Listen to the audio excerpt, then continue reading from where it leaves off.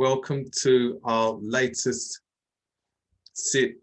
program in our series, Overcoming Unseen Barriers. And this is in collaboration with Ealing Libraries.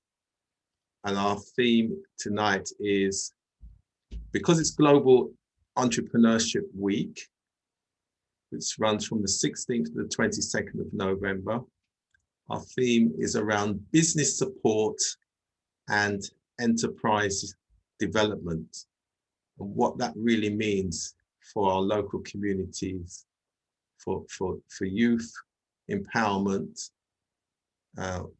cultural esteem, and economic advancement.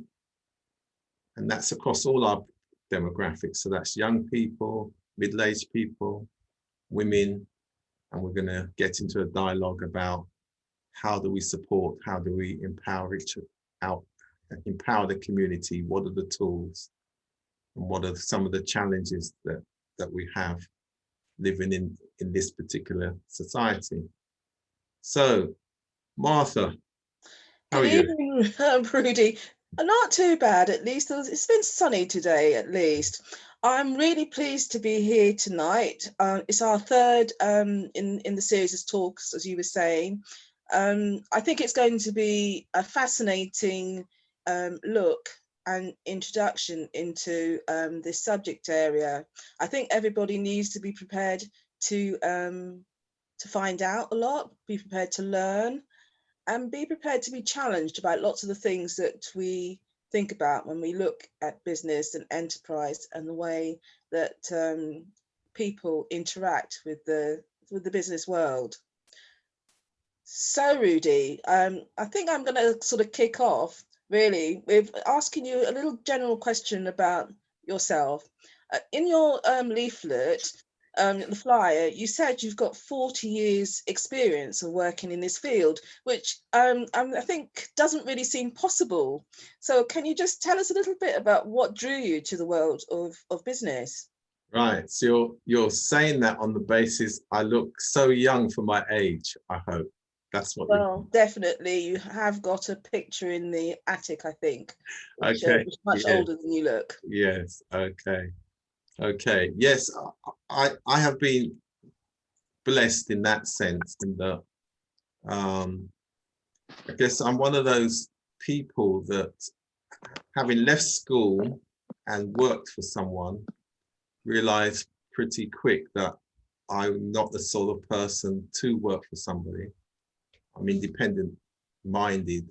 So I decided at a very early age in my teens that I've got to be independent and I've got to be the master of my destiny.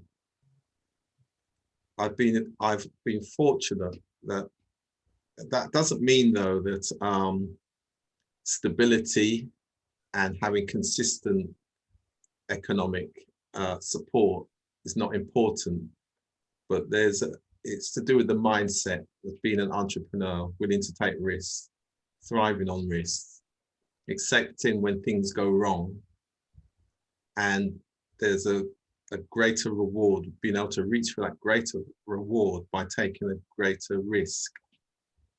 Not everyone's like that, of course, and we'll unpack that throughout the program. Some people, due to the way they are and the way they look at things, like their steady monthly salary, and of course they can still do other things as well. And it just depends on your profession. So I'm just one of those people, really. So I've been fortunate to survive those 40 years. Yeah. Thank you. Now, I think we're sort of going to start to go into it. What barriers do you think exist for people from the Black and Caribbean African background in business? Why is it that working hard is not enough? Yeah, right. There's some challenges. If we look at, let's look at what's happened before, and maybe how people have got over those barriers. So that there's a reality, which I think we touched on it earlier program was that there's racism, there's discrimination, there's prejudice. It was there before we arrived, and it will be there after we've arrived. So having said that, what do we do to get over those barriers? And a lot of that has got to do with community, with families, building collaboration, trust, cooperation within ourselves. So we know that the environment can be very difficult, but that does not mean that we cannot collaborate within ourselves. So there's something about the mindset within ourselves, and then looking at things that we do well. For example, we think back to the partner, going back 40 odd years, many people participated in that. So they were able to start businesses, purchase homes, and do lots of things, support their families. So on the one side, and that was because there was a harsh environment in terms of the access to finance. So there's, and that access to finance as it related to the normal everyday banking and financial institutions. But the community itself generates enough revenue within itself. So it was how it could translate that back for its own economic well-being. And it was able to do that. It is a challenge now, because maybe the family structure, the organizational structures have changed. And maybe throughout this program, we will get some ideas from some of our other participants on how they think, or how they think what we might do, particularly in this COVID and post-COVID pandemic era, because it is something that we need to look at. But primarily, it has been the difficulty of access to finance. That's really been at the cornerstone when it comes to business development. And we always talk about the conundrum that our community faces. So on the one hand then, so our community, by and large, save a lot of money. So within the system, within the economy, there's a very high level of saving. But on the other side, they're not able to, the entrepreneurs, the business people, not able to access the finance that they need. And that continues today in a different form, by and large. So I know you've got experience in South Africa and in the Caribbean of business. What do you see as the main differences in countries where there is obviously the majority are from a Black Caribbean background and African background? What's the difference there between the British experience? Right, that's interesting. And we do have Johnny Matuba on the platform tonight, so he'll be speaking. He's the chairman and founder of the Pan-African Chamber of Commerce, so he will give you a perspective on that. And that's an interesting question that you raised there, Martha, because those of us who are of a Caribbean origin, so of African descent, but have come through the Caribbean. Now, of course, when we go to the Caribbean, we're not minorities when we're in the Caribbean.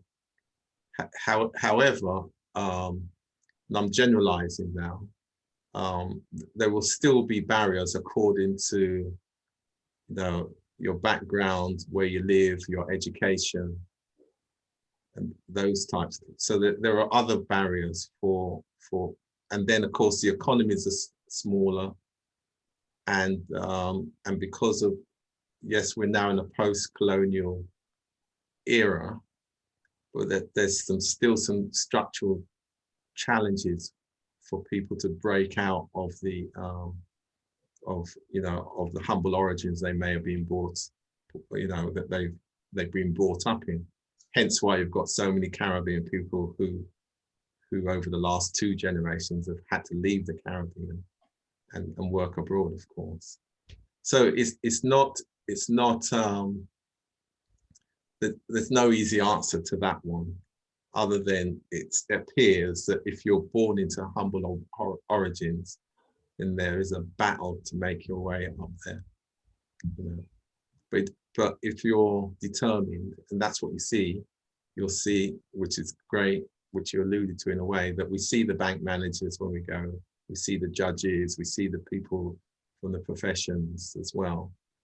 And that's, I guess, as I say, when you go to those societies, you're part of the majority as opposed to being a minority. I think you're right. And I think that British young people over here need to see that it exists, that African countries, Caribbean countries can have business success and they can run themselves, as you say, and have the police and all of those things that we have over here. And there isn't, I mean, obviously there are other challenges, as you say, but there isn't that barrier, at least to people getting on, at least some people in society. So what is the importance of business success? What is business success, economic success? What is that to you? And what is that to the society and to the Black African Caribbean community? Why do we need it? Yeah, the success, and that's interesting when we use the term success.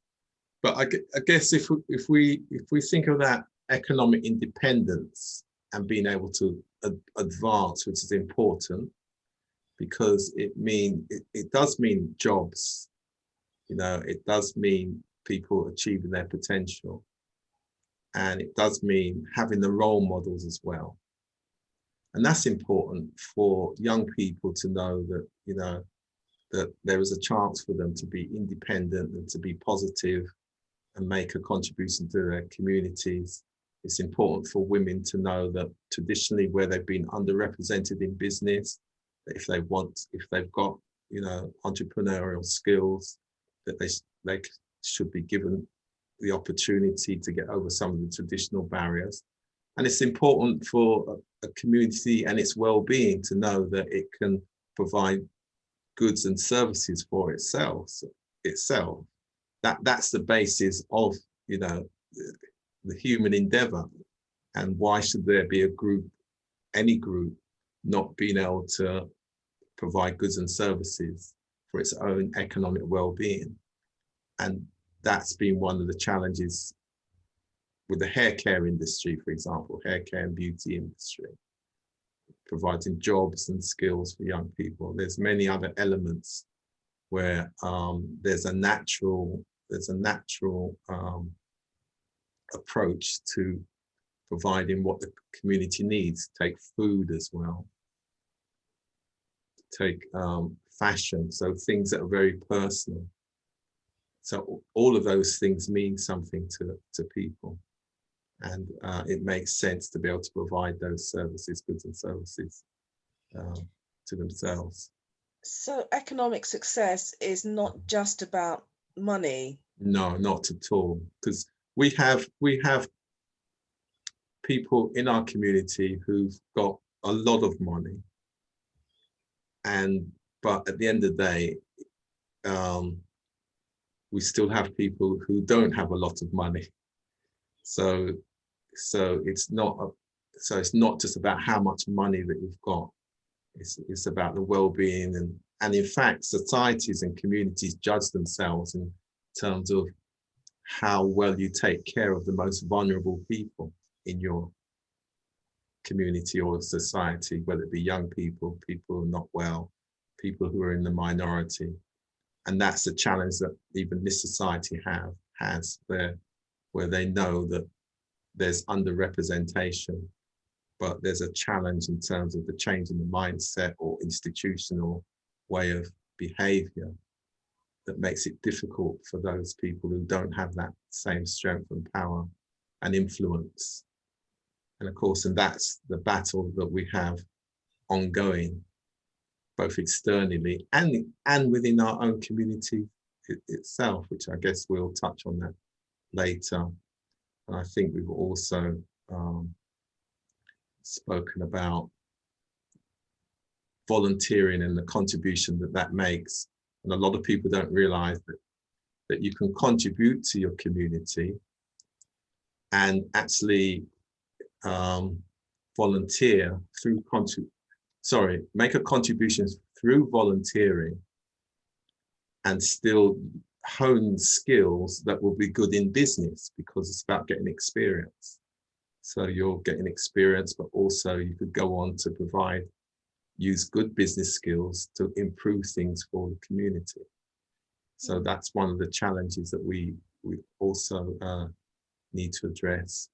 And then generally, it's important for the community to support its own enterprises, because again, where are our young people going to get jobs and job opportunities to learn those hospitality skills, those interpersonal skills? And that's really important. Again, we're in an era where it's going to be very challenging to get jobs, as you know. We're going to a very difficult era. So those of us who've been around the block a few times, we will remember the 1970s and the 1980s. So it's not new, actually. This period that we're in now will mean that solidarity within our communities will be essential. So we talked about solution-based answers tonight, and where would you start on this road of overcoming these barriers? Because we've identified they exist, and some of them are part of the system. So the system, what changes can we make to the system, and what changes can we make to our own communities so that people can succeed in business and can see it as a viable career? Yeah, and that's really a good question, because what we certainly need to do, we have to, which we haven't really yet done, we need to start to consult within ourselves, consult and listen to all the voices in our community and reach a consensus on what we feel are the priorities for improving our feeling of well-being in the first place. In other words, our mental health, because that's a serious issue, because our mental health is going to govern how we approach the difficulties and find out and lead our way out of the difficulties that we face. So there's definitely something to be done on a wider range of consultation within the community at all levels. So what about the young people? What about our elders? What about those who have the strength and energy and ambition still, who can be very productive in helping the community to work its way through this current, I don't want to use this word crisis, let's just say challenge, because it is a challenge. Because again, we've all got relatives. So even if we're doing well or not so well, we've all got friends and relatives, and there's lots of fear within the community. But we have to think our way through it. We have to, that's why reaching a consensus on what the priorities, what should be the priorities that we can all agree on. And then having done that, establish, okay, so what actions are we going to take? What leadership and what management actions are we going to take that can be translated into workable plans so that we can see our way through? So in other words, we've got to take some steps. We've got to take some steps. So, and the only way you can work out what those steps are is to listen to all the voices that more people have to say. So we need more forums where we're thinking about what's the best way forward. Yeah. So I mean, I think that's very true. So I'm thinking of that we have lots of estates which have been you know, people say, oh, there's no point doing anything there. Yeah. It's a generational thing. The grandparents haven't worked, the parents haven't worked, the children won't work, or there'll be crime, or there'll be all sorts of things. How, and I know you've done some work in communities, how do we stop that cycle? Yes, and that is one of the challenges, the neighborhoods. So we know the transformation of our communities, of our families and communities, it's going to take place from the neighborhoods. Because regardless of where you live, we all live in neighborhoods. So the transformation, that's where it starts. It has to start with those dialogues, those community dialogues, thinking about the design, the development and delivery of programs within the neighborhoods. We can't get away from that. And we've got to, and there are state institutions providing a certain amount of support, but a lot of those programs are subject to different institutional, let's just say underrepresentation. So that's only part of the question. But we've got to get back to the neighborhoods and get those dialogues going, in those community dialogues in the neighborhoods. And there's lots of evidence behind those. And we do have people, and I think Angela will be able to talk about that, and Bev to some extent. We do have people in our community who are used to speaking at that neighborhood level to young people and understand how you get the elders involved. And we've got to get back to that. Unless we do that, we're not going to develop the pipeline and the infrastructure that we need to. You talked about skills and teaching the young things like hospitality. How would you see that moving forward? What would you like to see happen for this to be realized for young people? And what you touched on there, we always talk about the 21st century skills. And in fact, what we're now saying, we are now talking about this legacy of 21st century leadership skills that we're focusing on, because in order for us to get the transformation from where we are, it's going to take leadership. We have to state what it is. And leadership is not just telling people or standing in front of people, but we say it's about service, serve first before aspiring to lead.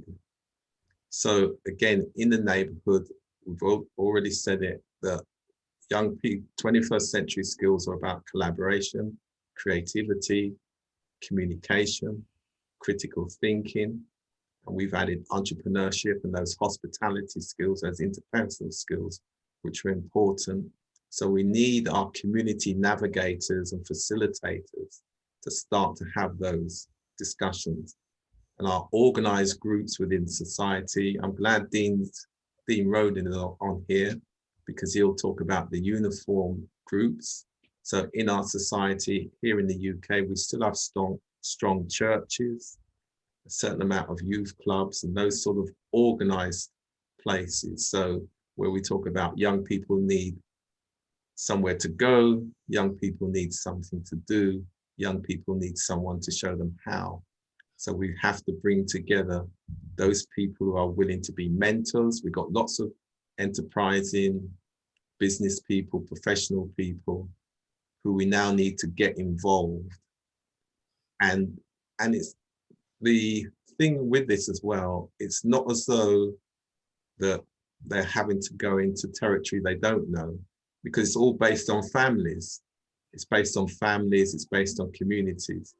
So we're not asking people to go back into areas that they don't know anything about. It's our own community. So again, we're going to have the humility to say, well, actually, I am willing to work back in those areas, in those neighborhoods, in those communities from which our parents came from, which is the Windrush generation. In terms of our parents, and now us, the children of the Windrush, who many of us have children ourselves, even more of us have grandchildren as well. So we're not going anywhere from which we have not come. And I think that COVID has uncovered that fragmentation within our communities, but it can be addressed. Certainly can. Would you advise if somebody now, given the COVID situation and the barriers, would you say to somebody start a business, a hair business, a barber shop, or something? Would you recommend that? What would you feel that somebody would need to be able to start a business in this environment? That's a great question. I'll tell you why, because there are people who've got great ideas now who are willing to take the risk and would can start the business. They can be mobile hairdressers, barbers. They can be delivering, making things and selling them. So the question from the other perspective is, will we support those people who are willing? Because entrepreneurs are everywhere. It doesn't matter what your background is. Entrepreneurships and entrepreneurs are not particularly about any particular population group, but are we willing to support each other? So are we willing to, one, give ourselves good quality service as best as possible, but are we willing to support the entrepreneurs for the good of the community? Are we willing to give young people the opportunity to get the skills that they need? So this is a challenge that COVID has helped us focus our minds on. Those of us who think about this, who think about the community's advancement and its transformation. Good question, but it's a tough question. And there's no easy answers unless you're going to sit there and allow somebody else to provide those answers for you, or to provide goods and services to you. Thank you. Right, I mean, I don't know if you want to throw the floor open now, Rudi. Right. You said that Johnny Mateba maybe give us a bit of what it's like in South Africa. Yeah. So Johnny, are you there? On mute. Yes, I am. Good evening. Good evening. If you, Johnny, just tell us a bit about yourself and what you do, and then give us your perspective on where we've got to at the moment. Thank you. Okay, thank you so much. I am a filmmaker. I'm a storyteller. I'm a producer. I'm very much interested in the global narrative, especially of Black people and people of African descent. I started the Pan-African Chamber of Commerce in 2015. Basically, my background, apart from film, I also worked with the French South African Chamber. I'm originally from the DRC. I've been in South Africa now for 19 years. So I started the chamber to connect African entrepreneurs to trade. So when the chamber started, I didn't know that it was going to be very, very big, like where it is right now. We have an office now in New York, and we're working in more than 45 countries on the continent. One of the key functions of the chamber is basically to empower young people to become the leaders of tomorrow in business, in government, and society. And we can achieve that through private-public partnerships. We've got programs empowering women. We were supposed to launch the Women Entrepreneurship Center at the beginning of this year, around April to be quite specific. But because of COVID, we were not able to do that. We will launch the center now early next year. The most exciting thing for me with the chamber is the fact that we also focus on the agenda for culture as a continent. How do we make sure that we can use our culture as a tool for economic development? So to just touch very briefly on what you guys were speaking about earlier on, about these challenges and these barriers, whether you're talking about here in Africa, where, for example, in South Africa, it's a Black government, But this Blair government today did not start all the problems we see.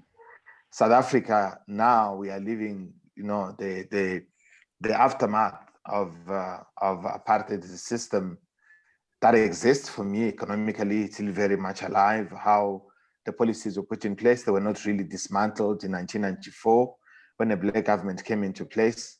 But from a continental perspective, our power lies in our ability to cooperate. So greater cooperation is at the heart of the future of the African economy, where we can actually kind of remove these barriers. So we have to make sure that we can also, enhance policies. African countries definitely need to work together to promote peace and stability while addressing trade obstacles. So looking at climate change, looking at corruption, cybersecurity, and of course, opportunities and challenges presented by the fourth industrial revolution. That is basically what we're looking at. But one of the key things as well, when we're talking about these challenges, especially around economic development, we see the African free continental trade area as a game changer because it speaks to a borderless Africa.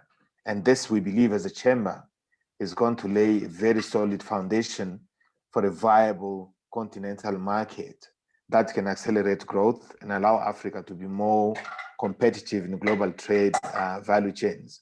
And one of the key things as well here, it would also allow industries to develop cross borders, to create economies of scale for investors as they look at wider integrated markets. So why is this important, really?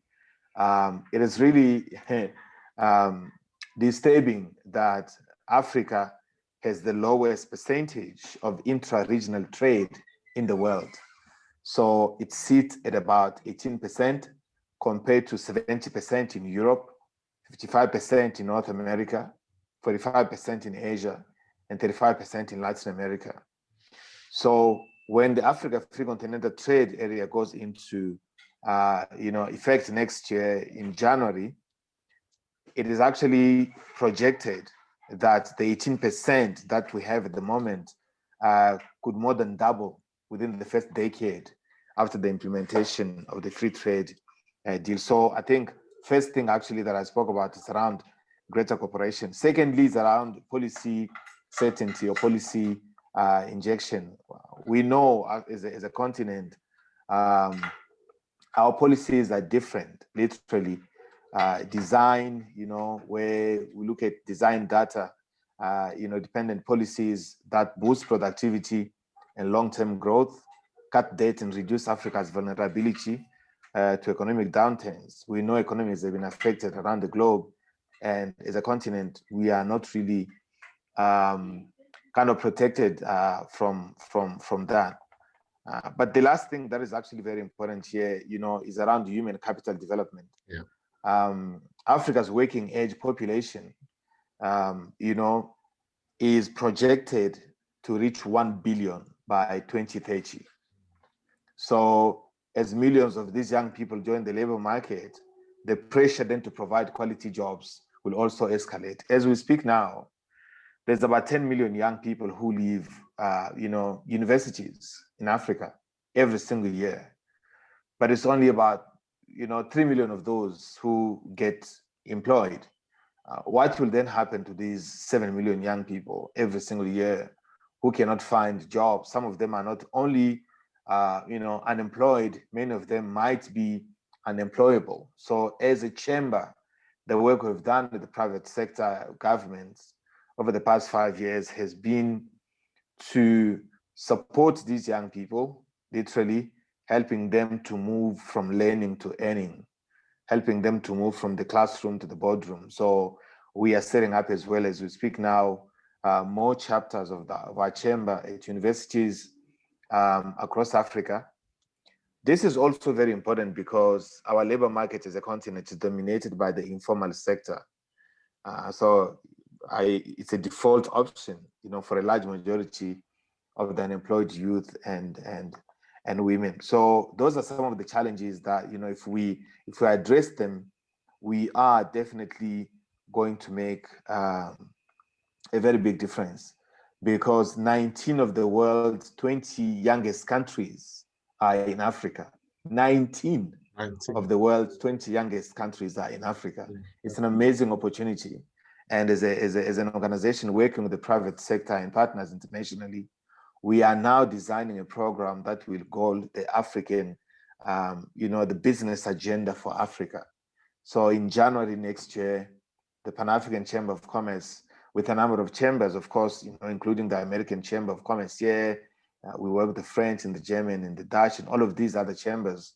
We are going to now design a business agenda for Africa. The agenda we have, Agenda 2063, I was in Ethiopia when it was launched.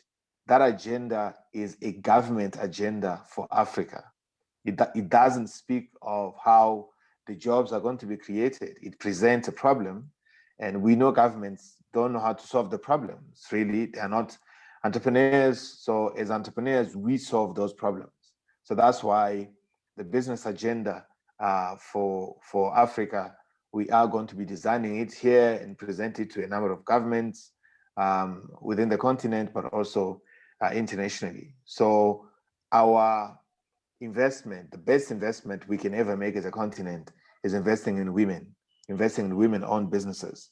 South Africa, for example, is young and female, literally. In the main, the population of South Africa is the population of the whole continent of Africa. It's primarily, very, very young and female. Yeah. So how do we ensure that we present those opportunities? So yeah, that's let me stop here for now. Yeah, Johnny, I was going to say that's a great place for us to pause and build on, because what you said as it relates to and it's around Martha's question as well, previous questions. So what are we going to do to provide solutions? So the entrepreneurs will do that. So the entrepreneurs in our community, because entrepreneurs will make best use of the resources they have. And usually money is the last thing they have. That's why they're called entrepreneurs, but they have ideas, skill, energy, and they can just see the gaps. And we know of people who are like that. Young people, I've experienced 8-year-olds, they just have the mind for that. So that means our community needs to support the entrepreneurs, that greater cooperation. Yes, definitely. Right? And then also, as Johnny just laid out there, women. We know women are underestimated, not just underestimated, but underrepresented when it comes to economic opportunities and running businesses and things. But yeah, they can do it just as well as everyone else. But of course, there are other duties when it comes to taking care of children, etc., etc. There's a positive impact on young people as well. So how can we better support women into business and women who are in business as well? So there's quite a simple line there from our entrepreneurs. And as was mentioned earlier on, we've got a lot of young people. How can we encourage their ideas and support them? And women in business. So the solution is within our hands. And it's not as though we haven't done it before, as I mentioned earlier on. So Angela and Bev and Dean. Angela, I'll let you speak first, then Bev, and then Dean. Hello, Beverly, the other Beverly. Good to see you here as well. Got 2 Beverlys on here today. So Angela, is there something that you'd like to add to this? So Rudi, that Beverly is a friend of mine. I told her to log in. Right, okay. Yeah. So Angela. The other Beverly is a friend of mine. Yeah, okay, thanks. Okay, Angela? Yes, Rudi. So your question is to me about engaging young people. Yeah, let's talk about, there's 2 aspects where I think that we can, on our platform here, get a consensus in terms of, we can agree it's important to support young people, but we have to think about, well, what do we mean by that? And I think we can also agree that we should be supporting women into business as well as entrepreneurs. Again, we can talk about, well, what do we mean, and what does that look like? So let's start with young people first of all. Okay, so of course it is important to engage young people for a number of reasons, succession planning being one of them. Absolutely. I don't think we pay enough attention to succession planning, and I don't think that we necessarily bring young people with us in probably the way that we should. Talk about how though. So how do we do that? So think of it from an entrepreneur. So it's basically involving them. So let me speak, I suppose, let me speak from my experience of engagement of young people. It's getting them involved, getting them motivated in things that interest them. And sometimes you've got to meet them at their kind of point of need. I mean, I remember when we first started the route of engaging young people, we used music as a way of doing that. And it was, and we use music in lots of different ways. I remember we had a project in East London where we were engaged by a local authority, in fact, during the holiday period when children didn't really have anything to do. And it's interesting that I keep hearing you say that, that they need something to do, and I think that's right. Initiative is in some respects is lacking where young people are concerned, and opportunities as well. So you give them, you give them ideas, you give them opportunities, and then let them express themselves in ways that will then, I suppose, help them to express themselves in the way that they feel comfortable. Because what we do realize is that when they are in an educational environment, they are all dealt with the same way. They do not get the chance to actually express themselves as individuals. So, so basically what we have done along the years is actually use the different talents that young people have. So if someone's good at drawing, if someone's good at poetry, if someone's good at dance, you utilize their skills. It could be used all in the same project, but it's actually helping them to express themselves. That creativity. By that, creativity. By that, it builds confidence. And I think when we spoke before, certainly in the previous meeting, we talked about consistency being important. Because where we can damage young people is where we start something and then we stop it because we can't afford to fund it or whatever. So right at the outset, there's it's focusing on the things that can be sustainable without funding, things that what you're doing is you're dealing with their passions. That's what you're dealing with their passions. So you don't have to pay them to do it. They want to do it. So they get excited about doing it. So that's where the inspirations come. You inspire them, they're motivated, and yes, we can think that all young people are just interested in mobile phones, Snapchat, Facebook, and whatever. That's not necessarily the case. You've got some young people out there who are hungry for a chance and a platform to express their creativity. So I'm not going to hog the floor, but I just think, sorry, yeah.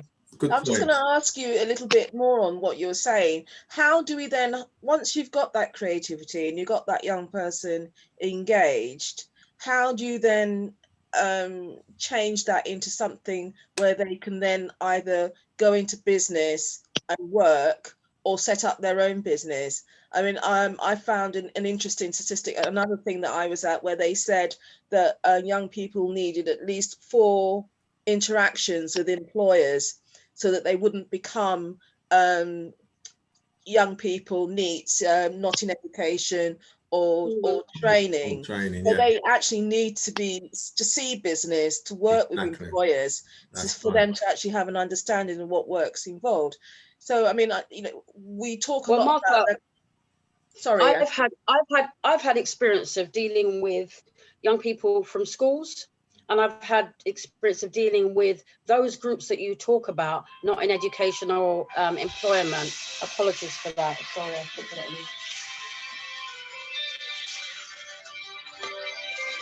Sorry, not in education or employment. And it was probably one of the most rewarding projects that I did, because what we did was we taught them, we actually had them in the room and asked them what their skill set is, what is it that they want to do. And we encouraged them to do projects. And it was interesting that from from spending time with them, from finding out what their interests were, and giving them, we actually gave them tasks to do. And one of those tasks was to go out and actually find something that they could do to kind of start up a business. And they came up with all different ideas. They were so engaged in it. And actually, out of, I think we had a group of 15 young people, 4 of them actually ended up starting their own business. One, because he was fantastic at drawing, and he went on to do animation. There was another one who is interested in doing juicing and did a juice bar, and did a pop-up juice bar. But as I said, we would never have known that because what we were given was a group of young people who were labeled as neats, and that was it. Yeah. And that's such a great point in terms of talent development. And it goes back to my earlier point about having that dialogue in the beginning. We have that dialogue, the talent is there, the skills are there, and it's just the opportunities to achieve their potential. That's what we're talking about. Yeah, it's the platform and the opportunities. Yeah. That's really exciting, Angela. Actually, I'm really pleased that you told us about that, because I think that's the sort of solutions that we need to be looking at, and actually doing more of the same sorts of things that that we need to be talking to the young people and actually not labeling them as needs. And I think it's a term that's become easy to use. But it's actually, there's a lot deeper going on in that group of people, why they're in that situation in the first place. Exactly.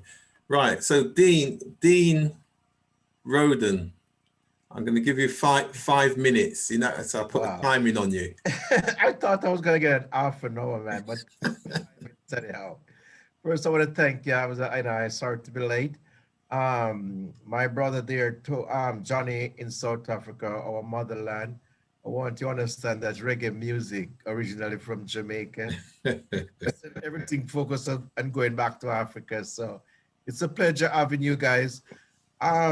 In Jamaica, I used to have my own woodworking business. Or, if you Google my name, in Vader Oil, where the Prime Minister lives, some of my works were there. And living in this small community, I try to use the guys who some they call the bad guy or the guy that nobody want to take. And today I'm so proud. I have had guys that have been working in big, large company, and all they were doing was just sanding. I remember one guy, he never had a chance to even spray. He was an apprentice for 6 years.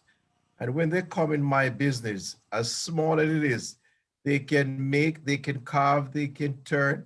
So what I did from that, I create a business sector with the Arch Trust people. And we had over, not only in my community, Hermitage, but within Auguston neighboring community, over 150 different members of young men through the Arch Trust who provide electrical installation, woodwork, and all those things. But what I find with tradesmen, they underprice their work, their quality work. So what we did while we were teaching the trade, we have members, and I try to use resource that is within the community. So we have teachers or students where we do the maths and the English. So they do the trade at times, and then we choose a day where they come to the maths and their English. And today, as we speak, I'm thinking about a small business association for the community. But most of these small business, the light get cut off, they don't know how to write the receipt. So by providing that small business and organize the small business within the community. We can show like a partner to use the resource what we have, help each other. We know Tom gonna need $500 to start his stuff. So thank you very much for my 5 minutes. Okay, that I like the ending. So Bev Bogle, you'd have to unmute. Yeah. Was there anything that you wanted to add, Bev, in terms of what we're saying? Well, it's just to as Angela was saying about supporting the young people, I do totally agree with her. But what we must all bear in mind that we also need the parents to be supportive, because some of the parents, they're not educated as much as some of the young people are today. So we've got to get the child or the young person to say, look, you've got to speak to, they'll always say you've got to speak to my mom and dad, if there's a mom and dad, when you approach them about doing something, because that's the law if they're underage. You can't say this is what you do.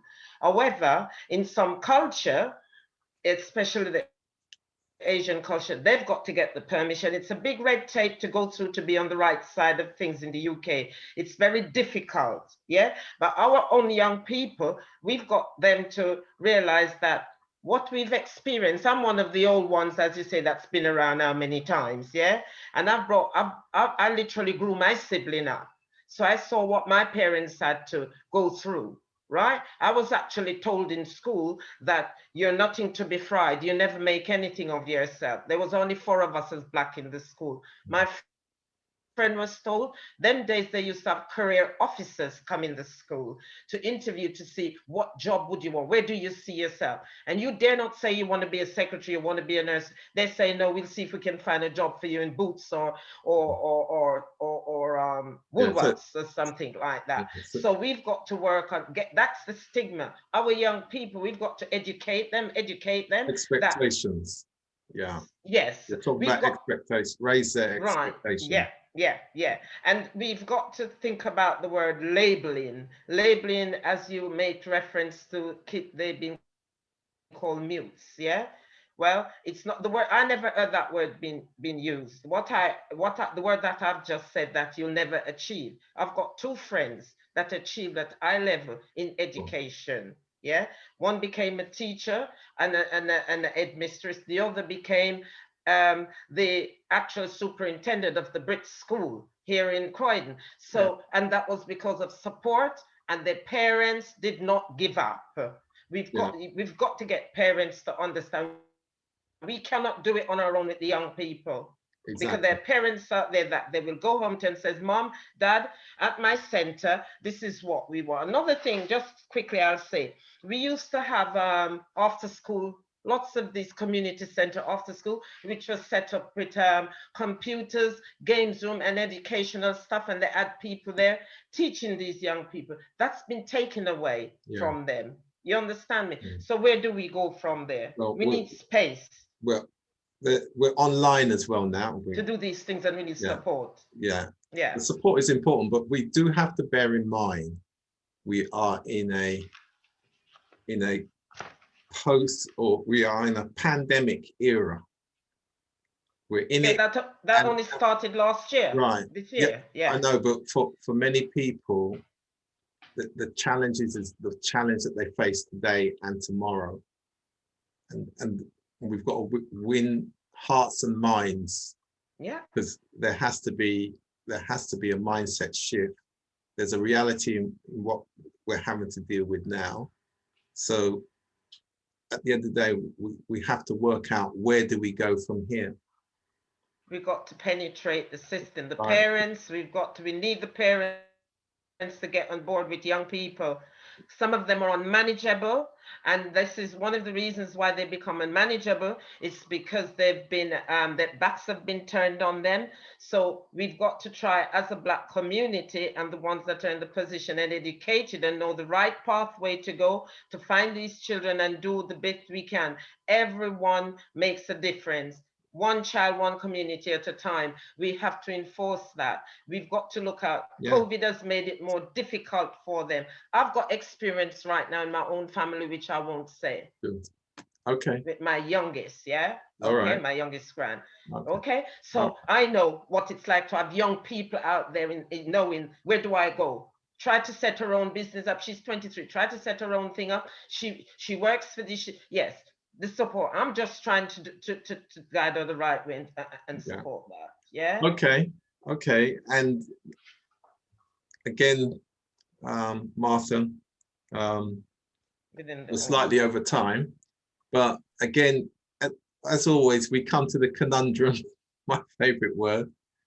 There's so many conflicting issues that we have to deal with. That's why it's important to find that consensus, those areas where we can all broadly agree that this will be the way forward, because then we make best use of all the talent and experience and insight that we have within the community. So it can be done. So I'm going to give you the last word then, Martha, before we go.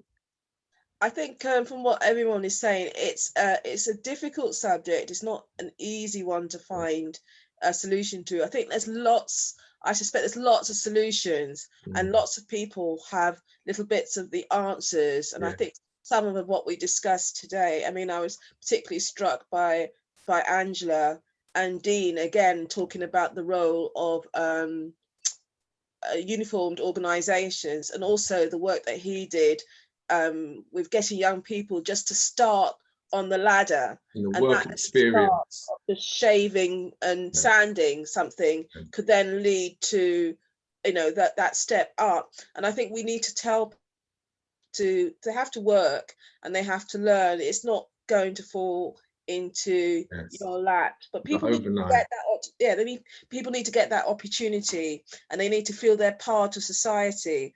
So it's a very complicated subject, as per usual. That word conundrum comes up again. I'd like to thank everybody for taking part and for contributing so well to the discussion.